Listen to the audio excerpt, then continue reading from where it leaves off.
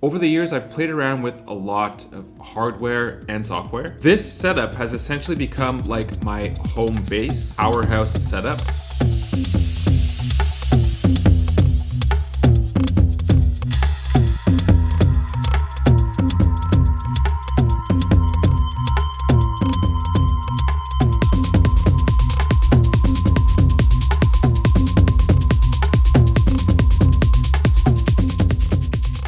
It's also an iteration of this setup if you'd like some context. It's extremely powerful and a lot more flexible compared to the way I was using it previously. It's relatively portable, even though the Big 6 is, well, it's big. Of course, Ableton just makes everything that much more practical and efficient, but I still have that, hardware touchy-feely sort of feel with the FaderFox PC12, which I'm using 100% to blow up my effects coming from Ableton, so everything is just on one surface. It's a lot more efficient that way. This is something I'll be going into much more detail later in the video. The Big 6 is an audio interface. It's also a mixer. Extremely flexible. It's perfect for merging hardware with software. It's also great for just using software or just hardware, or giving a hardware feel to digital sounds. I'm using the APC-40 Mark II to launch clips, and I actually have even more space here if I wanted to add more effects per track. Maybe something to be looked at in a further iteration. It's worth mentioning that I have a video specifically on the APC-40 Mark II and why it's such a perfect MIDI controller, specifically for Ableton, I would say. They actually stopped manufacturing the APC-40 Mark II maybe a couple years ago,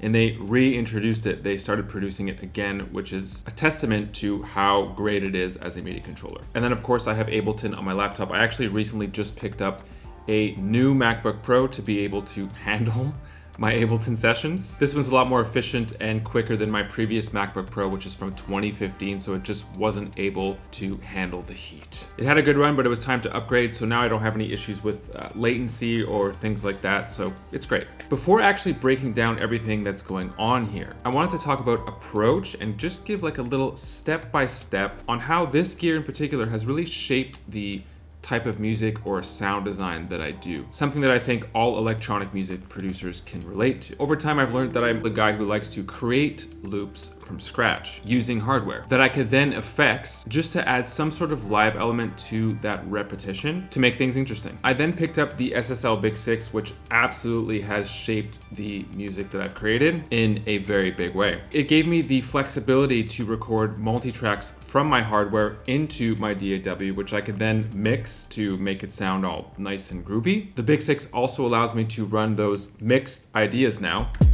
back through the Big 6, and I can of course use the faders, right? And I can, make a performance out of it in that way. Of course, this is all multi-track style, so a channel from my DAW equals a channel on the Big 6, right? So my kick, bass, hats or cymbals, etc. And if I have a session laid out here, I could come up with a set that way, right? Just by jumping from one group to the next. I have like different flavors, different grooves from the APC-40 Mark II. And by the way, a lot of these samples here are from my new platform, Orbit Music. In particular, these low-end ones, these are from Techno Starters Volume 2, and you're gonna be hearing samples from Orbit Music throughout the video.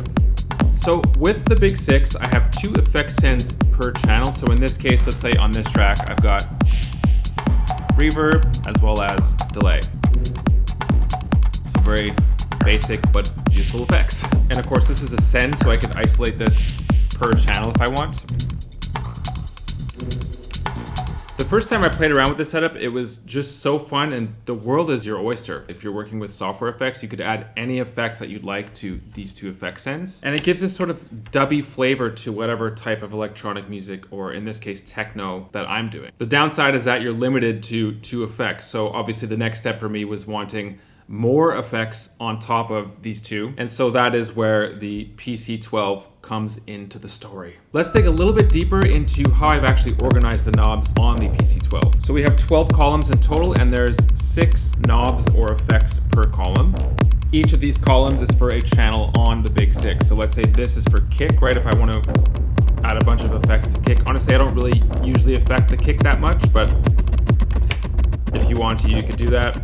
Same with bass. Let's actually go straight to hi-hat. This one here is the plugin Supermassive, which by the way is free. It's set to dotted eighths, so I have that sort of feel on the hi-hats. This is the same thing but triplets. So that gives a different feeling. We'll go to a different channel actually. So let's go to the 5th channel, this one here. So this 3rd one is a tape delay. This is actually Arturia's tape delay.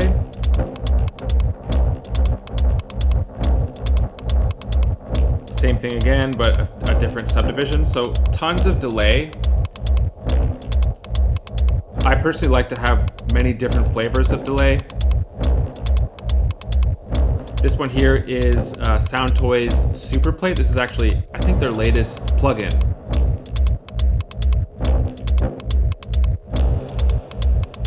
Sounds absolutely amazing. And this last one here is Valhalla Vintage Reverb.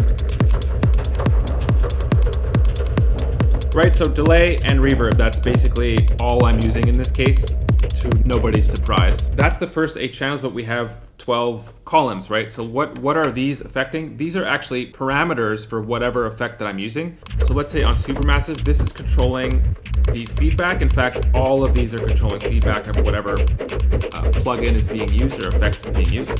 Here, this is modulation, I think, or warp. And it gives that sort of feel. I find that going to this more triplety delay is great for kind of perk things like this.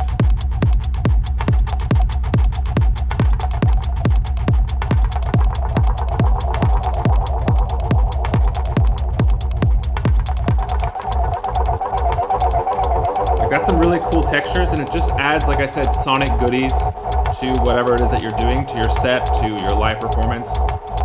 And the world is your oyster. Again, there's so much that you could do with these parameters for each effects. To give credit where credit is due, this is actually not my blueprint of the FaderFox PC12. This was given to me by Stereo Image, so go check him out. Here's a little link to his music or his socials. I did mention that I would give some pros and cons here, but I can't think of any cons for the PC12 within this setup. Like, it's just the best MIDI controller. So many knobs. It's really important for a MIDI controller to be stable, so it doesn't like move around at all when you're playing with your knobs. It's extremely easy to set up within Ableton, so just no complaints here. FaderFox equipment just is expensive in general, but they have the best MIDI controllers in the game, I would say, in my opinion. And I'm actually considering picking up the MX12, replacing the Big 6 with that and going full digital for this setup, but I don't know. I'm not sure yet. It is very tempting, and based on who watches these videos, there's a lot of hardware people here. Like, I'm interested in what you guys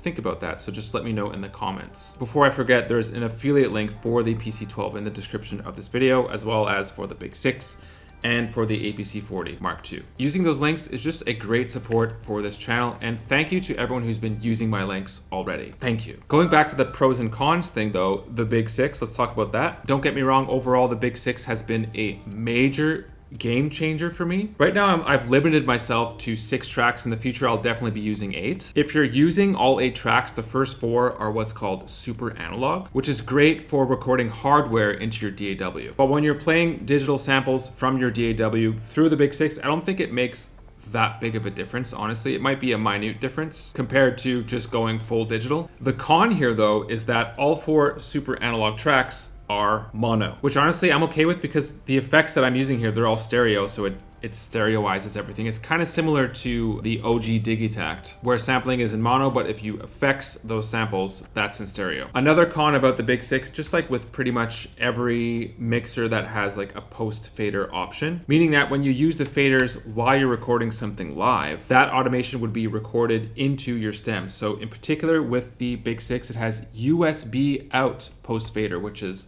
amazing. So let's say I wanted to add this effects in there, or this sample. I could throw some effects over top of it.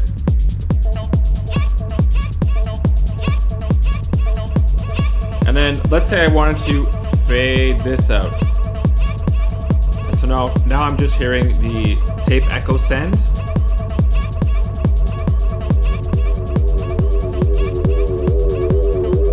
That's what will be recorded into Ableton, into your DAW in this case. The problem is that you lose stuff when you go post fader out. So in this case, I lose panning through the Big 6, which is okay because I could just do that in Ableton. I obviously lose the beloved G series bus compressor. You can see that there's no audio going through there because this is a master bus compressor. It's obviously not like a send. With the right template in Ableton or whatever DAW that you're using, this setup is quite literally a performance and production powerhouse. It's a bit of a tricky template though. If you want the exact template that I have that I'm using in this video, including some of these samples, that's available through my Patreon, which is linked in the description of this video. The question is, if you're recording this into your DAW, what do you keep? Like what actually gets recorded in? Of course, all of my effects returns coming from, you know, the Big 6 and or the PC12. As I mentioned before, the fader automation also is kept. The compression on these super analog tracks, if you want to add compression, you could do that. That's also kept and recorded into your stems. There's also an analog EQ per track, which gets recorded into your stems as well. So it just blows me away. Another important and notable thing is that you could actually queue up tracks. So you're actually going to hear the solo track because we're hearing it just through the headphones, but through USB, if you could see it, everything is still playing here. So if you, let's say, queue up a new sample, let's say this one, I don't know, whatever. So that, let's say that's the new sample that I'm queuing up. I could throw it in there. I could also like sort of crescendo it in there with effects. Again, this is being recorded in via USB. That's a really useful mechanism, and it's cool that there's like an actual, you know, hardware button to do that. I remember years ago thinking like, oh, what if I had a setup where I could perform live and do a production thing at the same time? Well, this is it. I'm here, this is it. Software efficiency with the tactile feel of hardware. It's just the sweet spot right now. The next lifelong step is to develop the reflexes to actually be able to perform something cool on it, which is of course a whole other can of worms. And now, a word from today's sponsor, DistroKid. If you're watching this video, chances are that you'd like to officially release your music to all major streaming platforms. So first off, why choose DistroKid? They are hands down the most affordable music distribution platform in the game. We're talking like just over 20 bucks a year affordable to release unlimited music. And by the way, on top of that, I also have a discount for you linked in the description of this video. You collect 100% of your streaming royalties with DistroKid, another huge plus, and they're designed specifically for independent artists and producers. How, you may ask? Well, here's a list of tools that they offer that will help you with at least some of the heavy lifting when it comes to promoting your own music independently. For example, there's Hyperfollow, which is a free landing page that I've personally been using for years now across all of my social media. It's similar to a Linktree type of situation where you can lead people to specific pages or maybe different social medias. You can post video content, maybe a link to your latest single, and you can create an unlimited amount of landing pages at no extra cost. DistroKid also offers promo cards, another free tool that you could use to promote your music on social media. So many other features, and again, just over $20 a year. To me, it's a no-brainer. If you're looking for a music distributor, well, now you know where to go. Sign up using the discount linked in the description of this video.